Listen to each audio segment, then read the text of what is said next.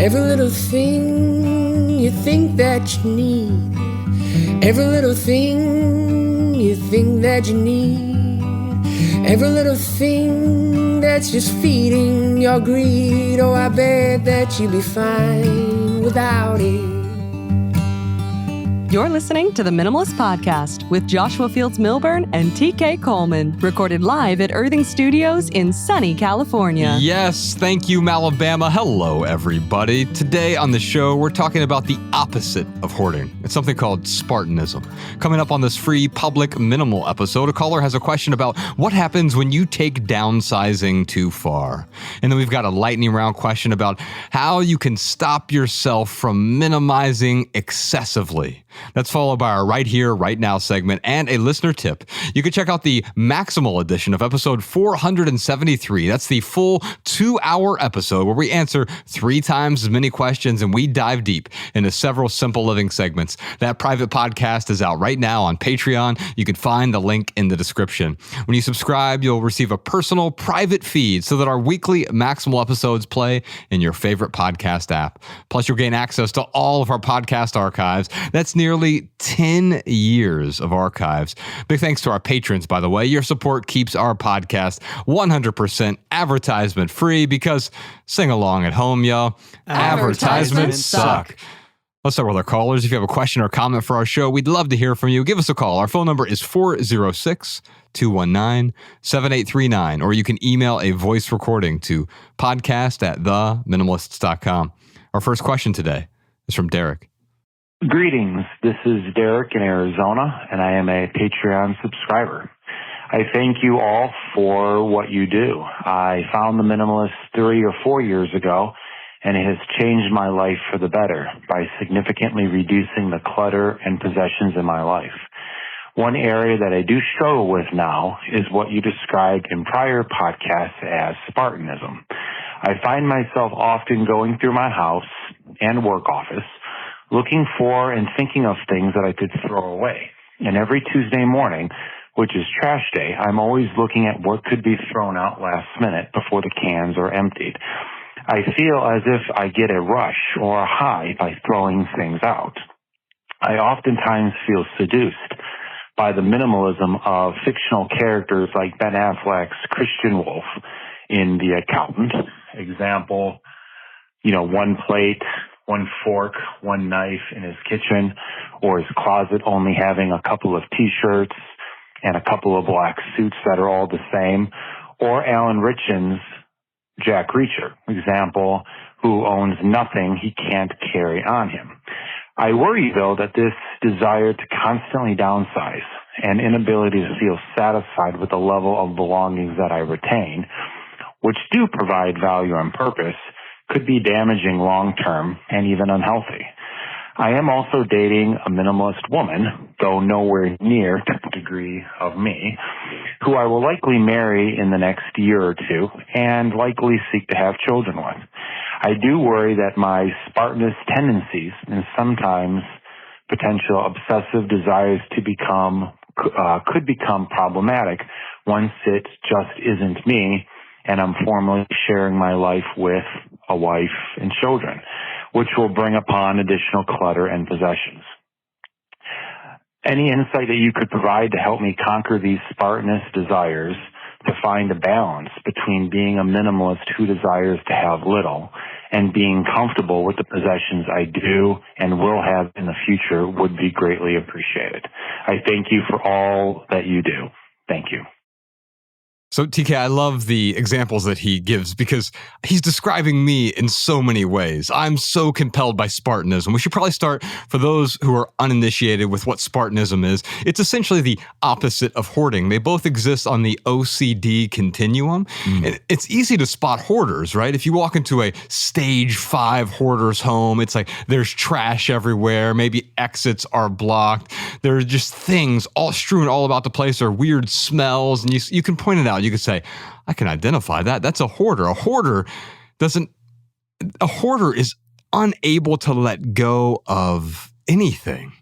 A Spartanist, which is different from a Spartan, like the movie 300, we're not talking about that at all, but a Spartanist is on the other side of that continuum. A Spartanist is not able to hold on to anything. And so it's kind of, the analogy is, if I were to put you on a jungle gym and you put glue on one hand and butter on the other, one hand is a hoarder. They can't let go of the bar when they're climbing across the monkey bars. But the other hand that has just butter on it, it can't even reach and hold on to anything. And that's what a Spartanist is. Usually it starts with the stuff. And he mentioned a couple examples here. Two people that are really compelling to me. Christian Wolf from the movie The Accountant, great film, played by Ben Affleck. And then you have Jack Reacher, which is another film. There's a TV version that he mentioned as well, but played by Tom Cruise in the film version. And they are both ultra minimalists. Now, I don't know whether or not they're Spartanist, but their tendencies certainly look Spartanist. They're very OCD, especially Christian Wolf, having the one piece of silverware in the drawer, you open it up. And aesthetically, it's beautiful, it's pleasing. But there's a couple commonalities between these two guys. First off, they are single people living in the world alone. In fact, you might even say that they are lonely. And part of Derek's question here is whether or not that lifestyle can comport with a lifestyle of living as a minimalist with a family and kids.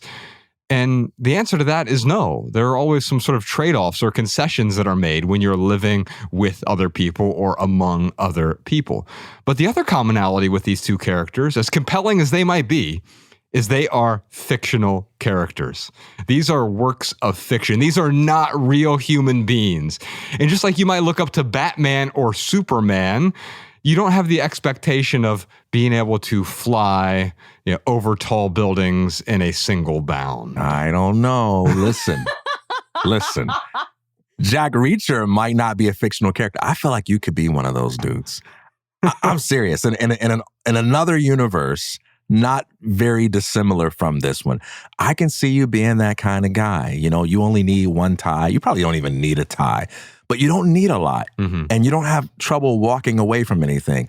That would make you very good for like the mafia, the CIA. Like, I just feel like there's this world in which your minimalism makes you thrive as just like, I don't know, like a really like secretive dude or a scary dude or powerful guy. What do you think? You ever had an attraction to that, being like CIA or anything? I'm attracted to the aesthetics of it. When I see the Christian Wolf character in The Accountant, but you have to realize that the point of what he's doing is not an aesthetic choice. The aesthetics are a byproduct of the life that he is living. And I think the same thing is true with minimalism. Minimalism, by getting rid of the excess, what you're left with is something that tends to be more aesthetically pleasing. In fact, in Derek's question, he even said that the reduced clutter has improved my life. Well, why is that? Well, if something's clutter, that means it's in the way. How do you improve your life by getting something out of the way? It's because you no longer have those things in the way anymore. You've removed these unnecessary obstacles so you can deal with the real obstacles in your life. Yeah, I guess the Spartanism thing is really tricky too. You explained it in terms of hoarding and Spartanism being two sides of the same coin. But when it comes to hoarding, we can see it pretty easily, right? If something is just in the way or taking up so much space that we can barely move around or efficiently access the things that we want and need, it's pretty clear. You walk into a hoarder's home, you just kind of know. Yeah. You could make some sort of devil's advocate argument. Oh, maybe they need 1,000 packets of ketchup, but you just kind of know. But when I walk into a Spartanist home, I just see simplicity. Right. I have to be able to look at the activity and their relationship to the activity in order to know that there's something unhealthfully obsessive going on. And so that's part of what makes it tricky. Right. And the unhealthfully obsessive part is the key, because there's nothing inherently wrong with being obsessive. I'm obsessive about writing. It's allowed me to produce some of the most meaningful things to me. It's created a lot of purpose in my life. But what you're talking about is when that obsession goes too far. And so you're right. If you walk into a Zen monastery, How do you know whether or not they're just being intentional, or are they Spartanist? Do they have an inability to hold on to things that might add value to their lives? And that's really how I would define Spartanism for the purposes of this conversation. It's not just the inability to hold on, it's the inability to hold on to that which will add value to your life. And that often starts with the stuff, but you see people who are Spartanists. I know a person who had a pretty severe mental illness and became a Spartanist. And yes, he got rid of all of his things. And at some point he had things in his home, really beautiful things that added value to his life, but then he got rid of them and he was sleeping on the floor at some point. And even then, that's not necessarily Spartanism. That might be an ascetic endeavor. Maybe for a period of time, you are renouncing certain things so you can prove to yourself that you don't need them. That is doing so intentionally. But then I saw him shedding more and more, and the behavior started to become more and more erratic. His apartment looked like he hadn't moved in yet, or he had just moved out because there was functionally nothing there. And then I noticed he started letting go of other things in his life, his passions, his pursuits. He let go of his career. And in and of themselves, those can be great things. I'm walking away from this career to pursue something I'm passionate about. Or guess what? I'm walking away from this passion that used to be my passion, but I'm no longer passionate about that. You're doing so with intention.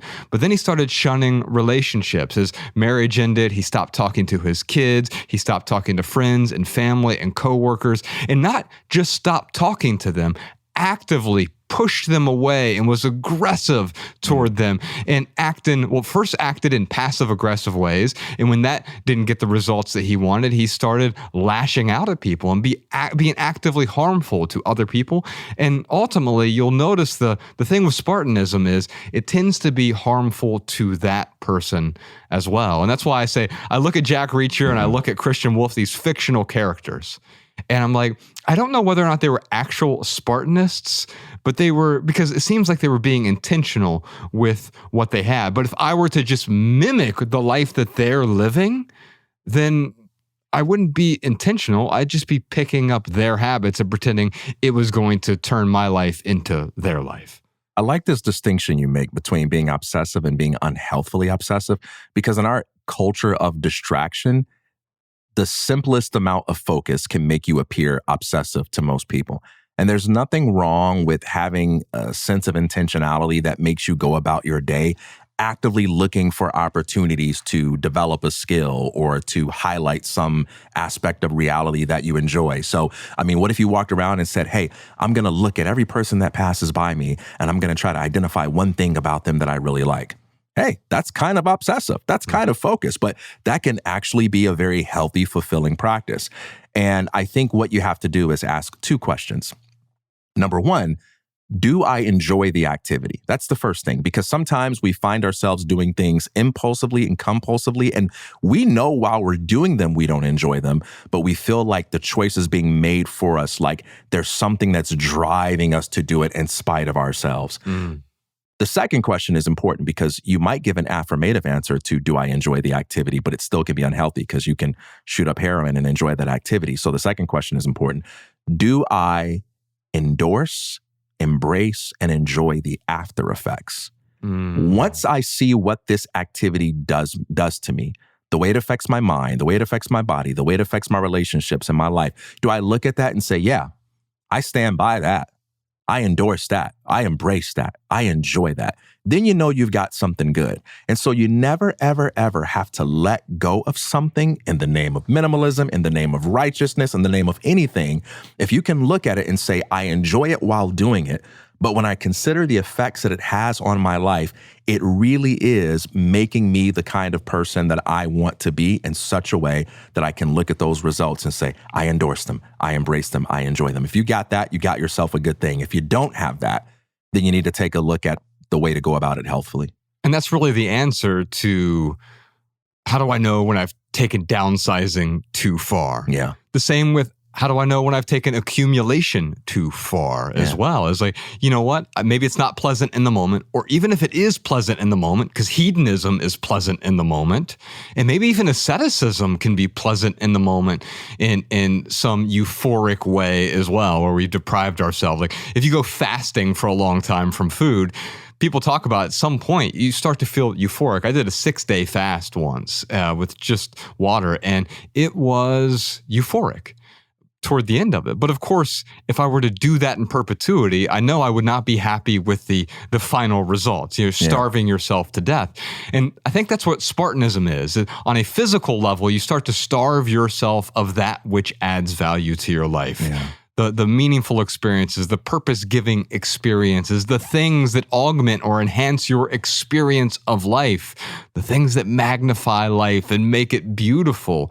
Removing those things can ultimately be harmful for us on a long enough timeline, the same way that hoarding can be harmful. And so, in a weird way, Spartanism is its own type of clutter because it gets in the way of living a meaningful life. And it sounds to me like Derek is looking for a meaningful life. And part of that for him is he's at this fork in the road. I've met this woman. She's a minimalist, or maybe not as minimalist as I am. No one's going to be exactly like you, obviously, right? And if you met someone who's more minimalist than you, then you'd be saying that as well. But then you're also worried about the children that you don't yet have. And of course, to worry is to pray for something bad to happen in the future. I understand the concern is, hey, what happens if I get into a relationship and then I have kids and it's getting in the way of my minimalist tendencies? Don't worry about the kids. They're going to choose to be the opposite of whatever you choose to be. That happened to me early on. I remember when Ella was really young. She might have been 3 years old and maybe 4. Yeah, she was 3. And she was collecting sticks. And she would leave them at our front door. We had the stool outside our front door, and she would just stack up sticks and rocks. And I said, well, why are you doing this? And she looked at me. She goes, I just love stuff. And so, Derek, I can assure you that your wife and your future kids will have an influence on your life in some way. And they will do some things that may not perfectly align with your desire to live like Jack Reacher. If you want to live like Jack Reacher does not have kids. He does not have a wife. You'd have to sacrifice it. That would be the trade-off. And if that's a worthwhile trade-off for you, fine. But for most of us, that's not a worthwhile trade-off. I can still have a minimalist home. I can still have a minimalist family. I can still have my needs met. I can still avoid the excess for me. But I also have to understand that there are compromises within the household because I don't want to have dominion over everyone else's choices. As much as a control freak as I am, because I also am on the OCD continuum. I have OCD. I've been diagnosed with obsessive compulsive disorder. And for me to let go of that meant to let go of some of that control or the need to control the people and the things around me. And compromise doesn't have to mean self-negation. It's not an entirely either or thing. So with me, for example, I could benefit from hours upon hours of alone time.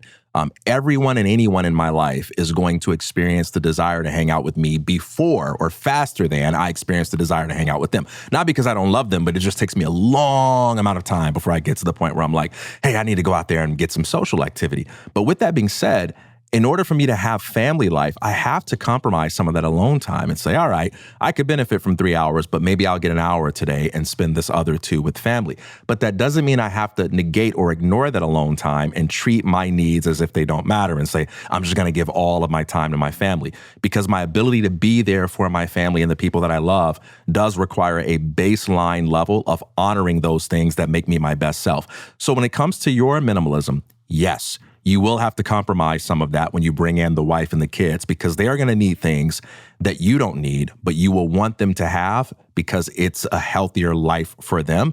But at the same time, know what those things are for you that constitute what I will say are your non-negotiables. Like you got to have this much sleep. You got to have a certain amount of space, a certain amount of clarity in your mind and freedom from clutter in order for you to be the very best that you can be to your wife and your kids. And I think about my vegan friends here, where I have some vegan friends who date people who aren't vegan, right?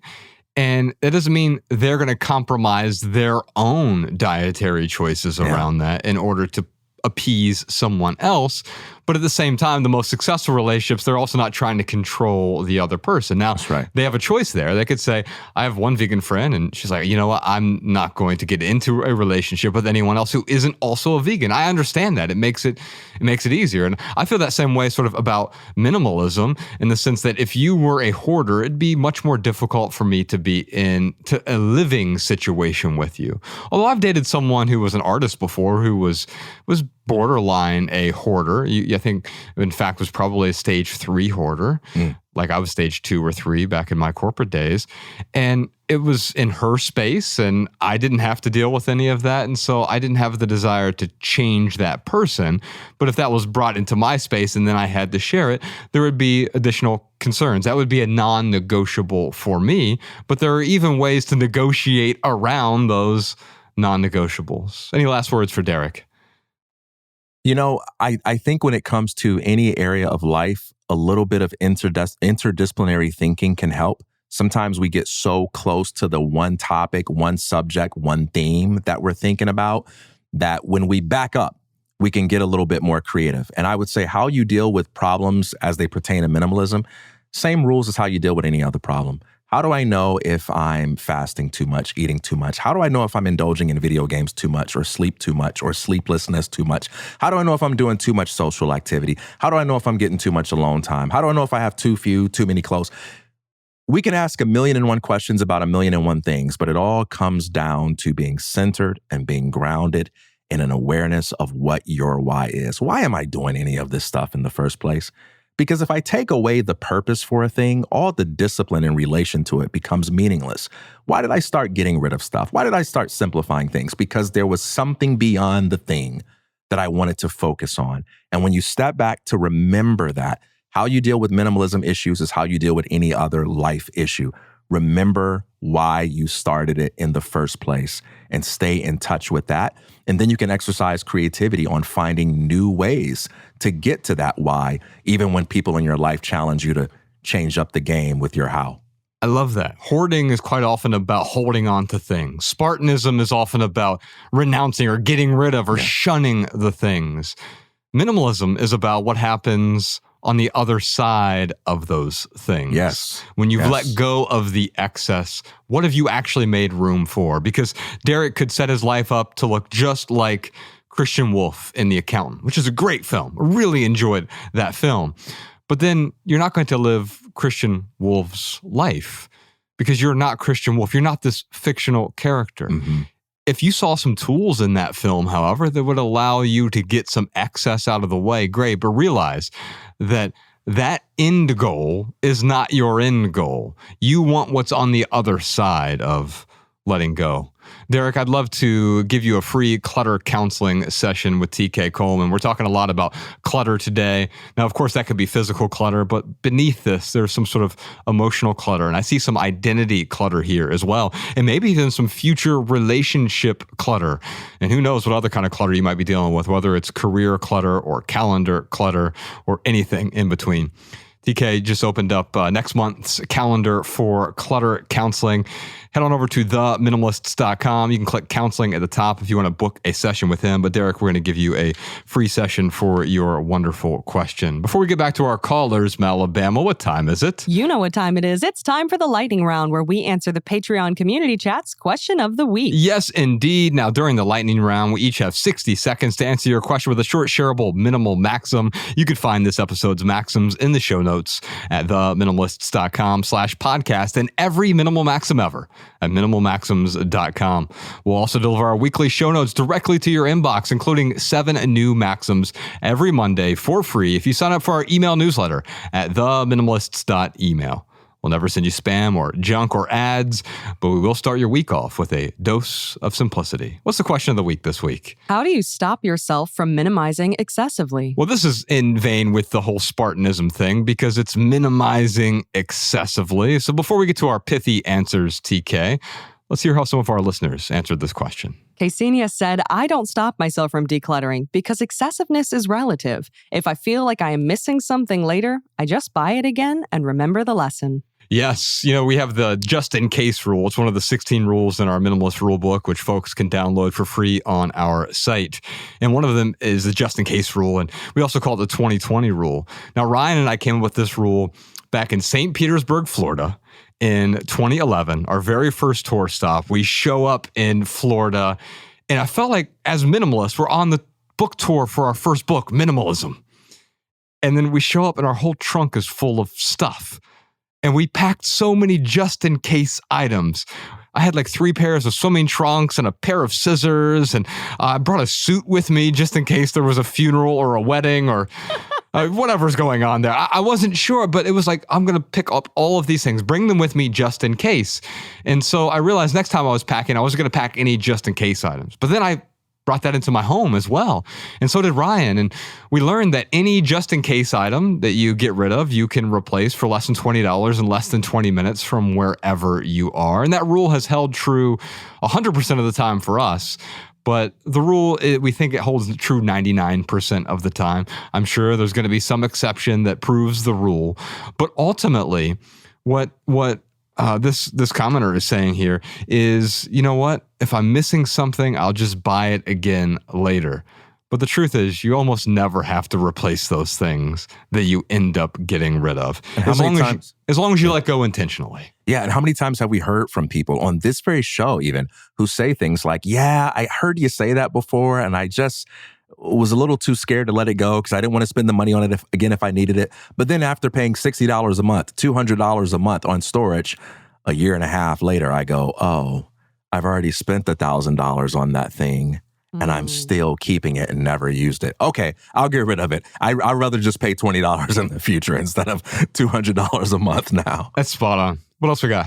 Andrea said, I tend to use a replacement rule. If I can easily replace it, then it's fair game to let it go. If there's something about an item that's not easy to replace, that includes sentimentality, then I take time to think about it before I decide to let it go. Once I've settled it in my heart, I can let go confidently and minimize my regrets this way. Yeah, letting go with confidence. Sometimes it's just letting go, and then the confidence comes after the letting go. Sometimes there's an uncertainty, and there's just so much stuff. We have this clutter series, this household clutter series we're getting ready to start. So if anyone has a question about kitchen clutter, cabinet clutter, maybe living room clutter or garage clutter, bedroom clutter, we're bringing in some guest experts to talk about these topics. Feel free to call in and let us know what your question is about that specific area of your home. But sometimes you deal with an area because you're unconfident about it. You feel insecure about the area, and the letting go actually makes you feel more confident about the space once you've gotten the excess out of the way. Cheryl says, if I want to get rid of something, I use the wait for it rule in reverse. I put the thing in a pile and then allow myself a set amount of time to go without it. When I feel anxious, I take time to unpack what I'm feeling and then revisit the decision again. This allows me to have no regrets and ensures that an item that no longer adds value to my life before I decide to let it go. You know, what's fascinating about this is the wait for it rule usually has to do with purchases, right? If something costs more than $30, I'll wait at least 30 hours to buy it. Not because I don't have the money, but because I want to make sure this is the best use of that time, attention, resource, etc. And so what Cheryl is saying here is, I do the same thing with letting go. Maybe I'll wait 30 hours to let go of this thing just to make sure that I feel like, this is definitely something I want to let go of. That one wouldn't work for me because once I've made the decision to let it go, I want to let it go immediately so that I don't have a chance to talk, because I'm really good at talking myself into holding on to something. I've got all the best excuses in the world to hold on, to cling. And so if I've decided to let it go, I'm going to let it go right away. Mindy says, I have bought the same item multiple times after excessively minimizing. So now I set a tickler reminder to ask myself if I still want to get rid of an item a week or two later. Learning to pause when the urge arises has been really helpful for me. So I think learning to pause, there's nothing wrong with that. Quite often it's you must take action, massive action, hurry, hurry, hurry. But sometimes it's like, okay, intentionality involves the pause, the waiting to make that decision. Let's do one more. Fernando says, I like the packing party concept as a way to keep from excessive decluttering. This way, time will tell if I will miss it or not. Yeah, so Ryan's packing party, which was in our last Netflix film, was just a way because you're forced to confront everything when you move. Now, a Spartanist wouldn't have any problem because a true Spartanist wouldn't even need a box to move. They would just leave the house and everything in it, even if there was 1,000 things or 10,000 things. Yeah. Because you're shunning that, right? But the packing party was like, okay, let me box up everything. I still have access to all of it, and I'll unpack the things as I need them. Spoiler alert, you learn that you can't even remember most of the things that you own once you've put them into boxes. I'd be interested, TK, because I know you have a lot of books, although far, far, far fewer than you used to once upon a time. But if we were to put all your books in a box, and Michelle told you you can keep the ones that you can name. Oh, man. Bama, what do you think? How good of a job do you think I could do at this? Honestly, the hundreds of episodes that I've sat here and listened to you be able to rattle off authors and books and films and stuff, I bet you he could rattle off his entire catalog right then and there.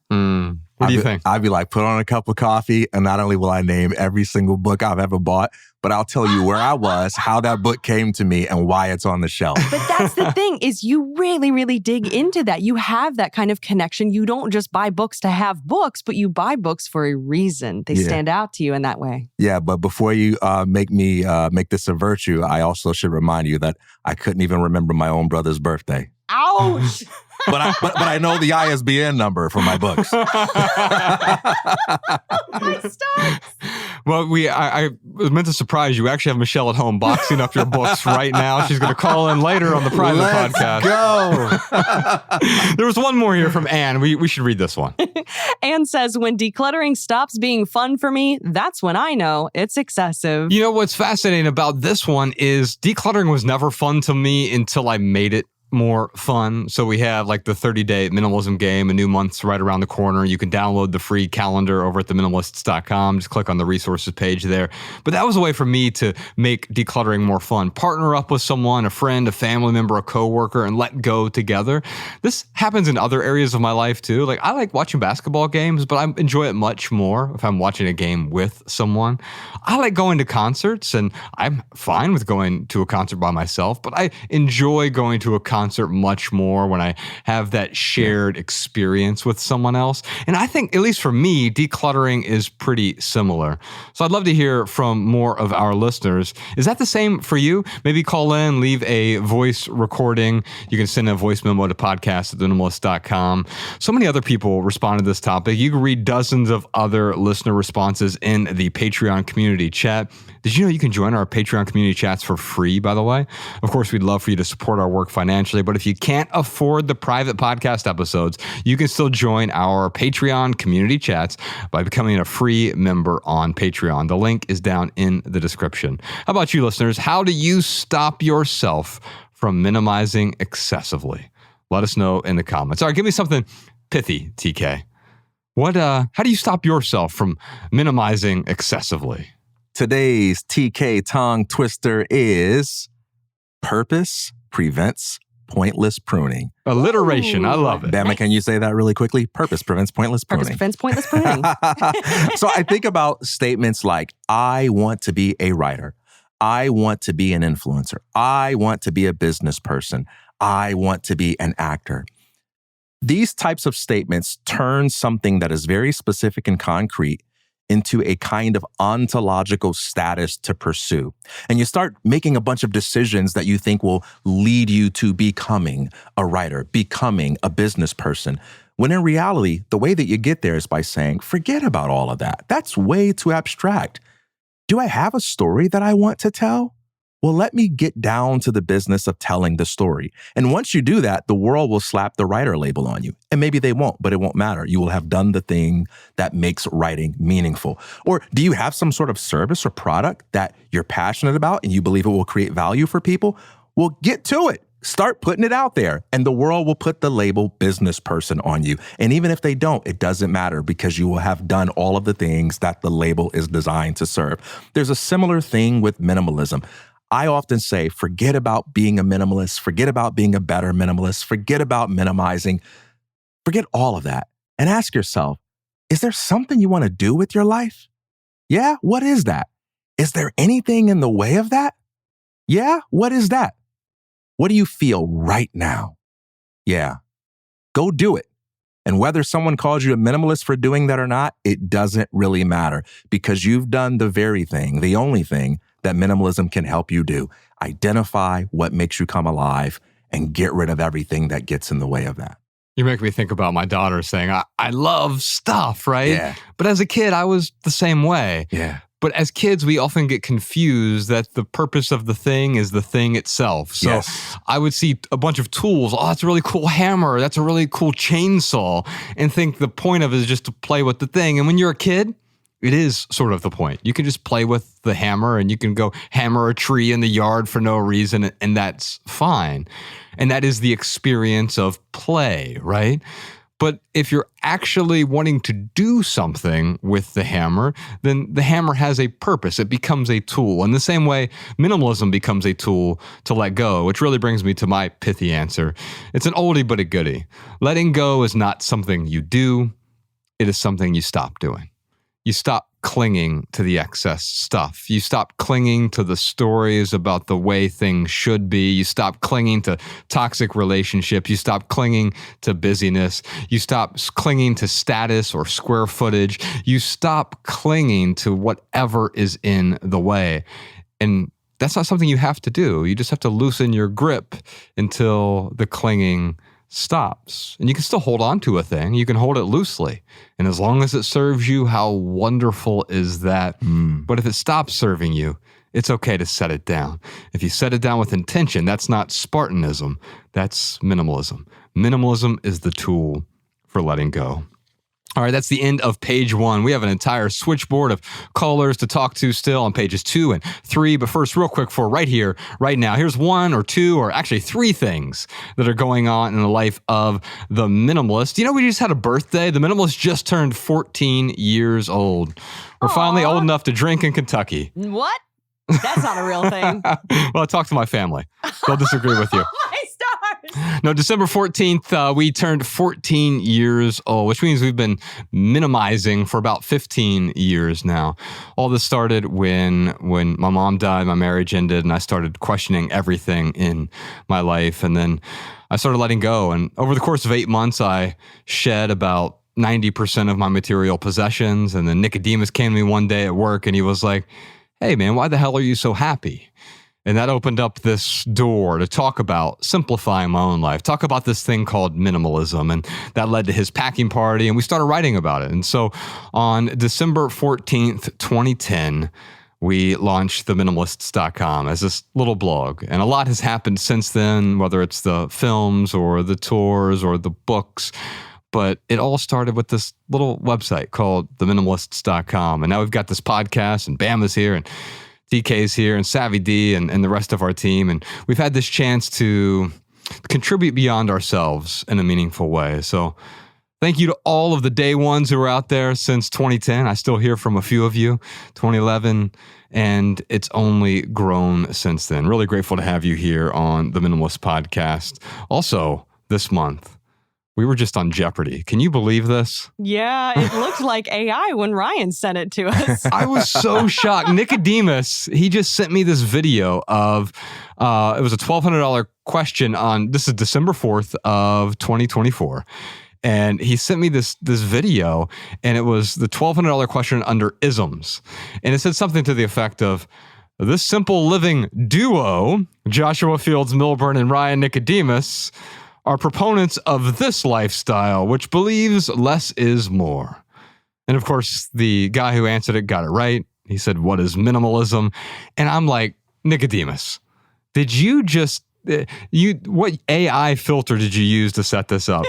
I never thought in my entire life that I would be an answer on Jeopardy. You've made it. You're bona fide now. That's success. But then I immediately wrote them a letter and said, I can't believe you omitted TK Coleman. Wait, I thought you filed a lawsuit. It was a petition. Ask that guy for your $12,000. You didn't get that right. I was really trying to keep it PG. A few of you will get that reference. But anyway, I don't know if you could find that out there anywhere. I couldn't find it on YouTube, but it was fun. Thanks to all of the listeners who sent that to me. Within the next day or so, I had all kinds of people filming their TV and they were posting things about it. And so I don't know. It was just, I still am in a little bit of disbelief. I thought maybe it was artificial intelligence. One last thing. Ever since we started doing this partnership with the earthing folks, I have struggled to be able to explain earthing. It's really helped me immensely. And I wrote this essay about how to minimize chronic pain, and that was so much better than trying to hand people a book for earthing, because whenever I would explain to people who have some sort of autoimmune condition, or they have inflammation really bad, or maybe they have ulcers or ALS or irritable bowel syndrome or IBD, whatever it was, I say, hey, I've been doing this thing for a few years now, this earthing thing, it's really been helping me. And then they say, oh yeah, what is it? And I would say, read this book. Spend the next 9 hours of your life reading this book. And that obviously doesn't resonate with people. And so I wrote this essay and I found a way to turn it into a one-page sort of guide here. And it's available for free. You can download it on our website, theminimalists.com. Just click the resources page there. We have a bunch of free resources, including this one page. I have it printed out here in front of me. Alabama always likes the paper sounds there. The crinkles. And it is just about it's the who, what, how, when, where, who benefits from earthing, what is earthing, how does earthing work? Because from the beginning, I've wanted to be able to say, here's an explanation of earthing. Here's what it is. And I just wanted one piece of paper, and it didn't exist. Or if it did, it wasn't very well written. And so I wrote that essay, and then Dave over at Spire turned it into, at least the best parts of that essay, into this beautiful one-page brochure, trifold thing. But you can just download it from our website for free at theminimalists.com. It is called Benefits of Grounding Explained. Minimize chronic pain, disease, and inflammation with earthing. And so if anyone has a question, what the heck is earthing? Now I have this one piece of paper I can hand to them and say, here you go. Here's the information. Enjoy it. That's all I got for now. Mel, Ben, what else you got for us? Here's a minimalist insight from one of our listeners. Hi, Minimalists. This is Andrea. I'm a Patreon subscriber from Yakima, Washington. And one of the most helpful minimalist tools for me is to wait on it.